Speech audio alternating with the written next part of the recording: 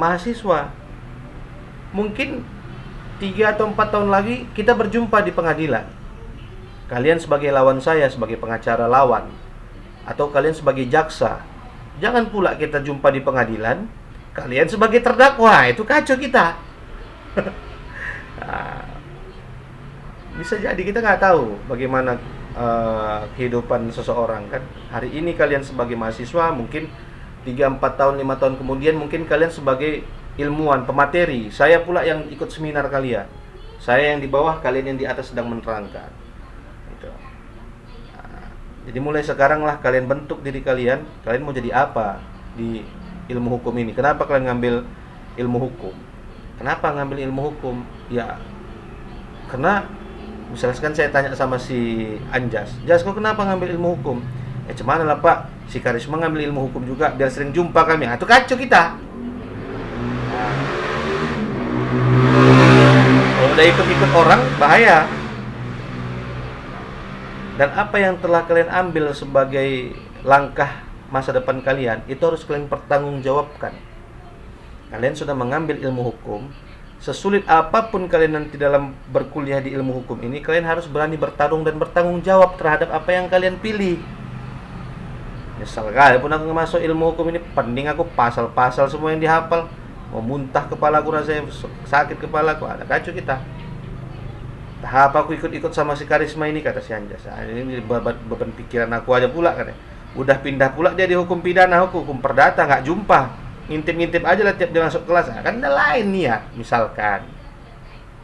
Tapi fokuskan diri kalian, memang kalian ingin menjadi suatu something gitu loh, suatu tujuan kenapa kalian ngambil ilmu hukum. Kenapa saya sampaikan ini? Karena kalian kan masih semester pertengahan ini, masih labil lah kalau bisa dikatakan. Kalau istilah kalau diistilahkan kalian seorang anak gitu ya, kalian ini baru tamat SMP menuju SMA, ini masih labil ini keadaannya. Mau masuk mana? Apakah ada datang penyesalan? Ngapainlah aku ngambil ilmu hukum kemarin? Atau payah kali ilmu hukum dan segala macamnya. Maka ketika kalian ingin ngambil ilmu hukum, karena memang keinginan kalian, bukan karena orang lain gitu loh. Ada tujuan kalian. Kalau dulu saya memang aku ngambil ilmu hukum, aku mau jadi pengacara. Walaupun akhirnya ketika saya menjalani pekerjaan pengacara ini, banyak yang bertolak batin sama saya. Kenapa saya nggak mau dengar kata mama saya dulu, saya disuruhnya ngambil ilmu hukum, nyambung S2-nya notaris. Saya nggak mau, saya tanggung jawab terhadap apa yang saya pilih. Saya tetap jadi pengacara. Walaupun setelah saya jadi pengacara, banyak kali tindakan-tindakan yang saya kira batin saya nolak. Nanti ketika kalian menjadi praktisi hukum pun pasti kalian merasakan apa yang saya rasakan. Tapi artinya, saya tanggung jawab terhadap apa yang saya pilih. Walaupun orang tua saya memaksakan saya menjadi notaris, saya nggak mau. Capek kerja di balik meja, nggak ada tantangannya. Sekali jadi pengacara banyak kali tantangannya, mau pecah juga kepala kita ya kan. Setiap permasalahan itu muncul ke kita semua. Setiap permasalahan itu kita pikul semua. Semua permasalahan daripada klien-klien kita pikul semua. Masalah awak aja pun awak mau pecah kepala, ditambah lagi masalah orang, kan gitu kira-kira. Tapi itulah tanggung jawab terhadap apa yang kita pilih. Itu maksud saya. Sebelum kita masuk ke substansi perkuliahan kita ya.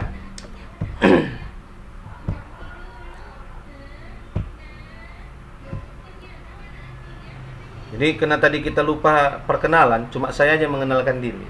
Saya ambillah beberapa sampel mungkin di antara kalian, atau ada nggak di antara kalian ingin memberikan argumentasi? Saya nggak mau nunjuk lah, karena kan saya tadi udah ngomong anak hukum itu harus berani bicara dan segala macam. Jadi saya ambil sampel lah di antara kalian yang berani memberikan alasan, berani berbicara. Kenapa kalian ambil ilmu hukum ini? Apakah biar keren ditengok nama kalian? Misalkan Ikhlas Harefa SH gitu. Oh, keren kali ya bang ini ya. Padahal ditanya apa itu bang hukum acara? Cuman agak-agak lupa aku kata. Ada kacau kita. Coba di antara kalian, siapa yang berani memberikan argumentasi pendapat kenapa kalian mengambil ilmu hukum? Sebutkan nama, kemudian asal domisili ataupun asal daerah, kemudian apa tujuannya, cita-citanya mengambil ilmu hukum. Coba di antara kalian dulu, siapa berani ngomong? Pak. Ya, silakan. saya Karisma Binti Cindai Baru Panjaitan. NPM-nya disebut ya, Pak? Boleh, boleh. NPM saya 2116000063. Saya ambil jurusan ilmu hukum agar saya menjadi individu yang mampu untuk berpikir kritis dan berpotensi menjadi jaksa atau hakim di masa depan, Pak. Nah, berarti ada fokus di situ kan gitu kan. Si Karisma berfokus ingin jadi jaksa. Kalau udah pingin jadi jaksa, mulailah dari sekarang belajar bagaimana caranya membuat surat dakwaan, harus paham apa itu hukum pidana, apa itu hukum acara pidana. Nah, kemudian dari sekarang Karisma beli buku tes CPNS jaksa, dibaca. Kadang memang saya begitu pula lah, agak-agak kecewa dengan apa namanya, dengan prosedur gitu ya. Karena kita ketika kita masuk PNS, yang lucunya ini ya kan, ada tes wawasan kebangsaan, masih masuk akal bagi saya.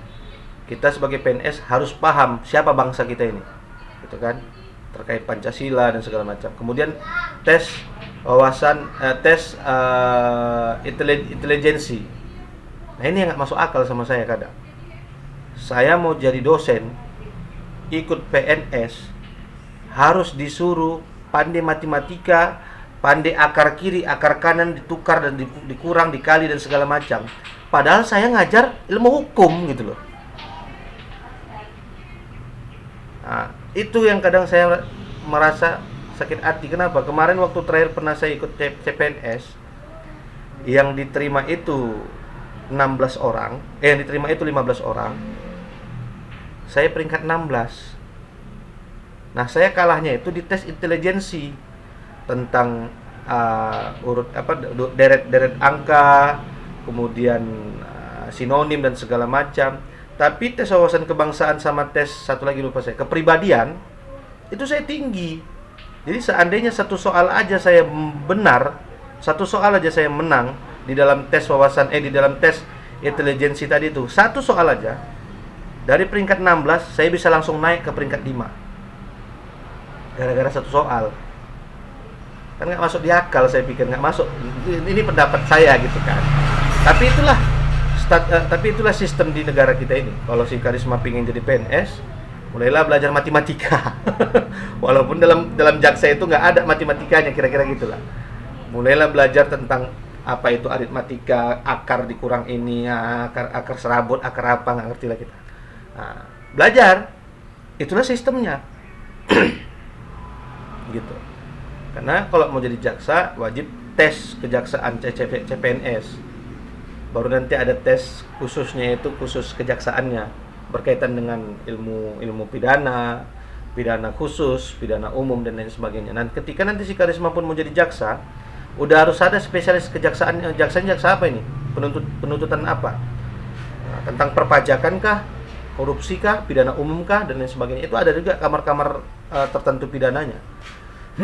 Mulai sekarang lah kalau memang pingin jadi jaksa, fokuskan mau jadi jaksa bidang apa gitu. Sekolah lagi, kuliah lagi biar naik jabatannya. Kalau memang pingin jadi, ada tujuan dalam mengambil ilmu hukum. Satu sampel lagi, mungkin dari laki-laki. Masa kalah laki-laki nih, Ya, cakap aja nggak Baik, berani. Pak. Ya. Terima kasih ya, Pak. Silakan. Pak. Nama saya Erik Senturi. Tujuan saya mengambil ilmu hukum yaitu selain untuk meraih cita-cita menjadi seorang pengacara, tujuan saya yang pertama yaitu karena negara Indonesia adalah negara hukum, jadi kita lebih paham dalam bernegara dan berbangsa, Pak.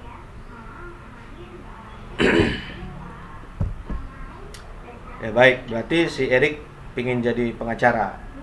Mulai sekarang, Rik, belajarlah, Rik, di kantor pengacara, Rik. Jadi Kenlab pun kau di situ tahan-tahankan dulu. Angkat-angkat koper, angkat apa, disuruh-suruh apa namanya, foto-foto kopi, nggak ada masalah. Artinya kau sudah berada di dalam ruang lingkup circle pertemanan di dunia pengacara. Jumpai senior-seniormu yang memang pengacara. Bang, aku ikut-ikut abang lah, Bang.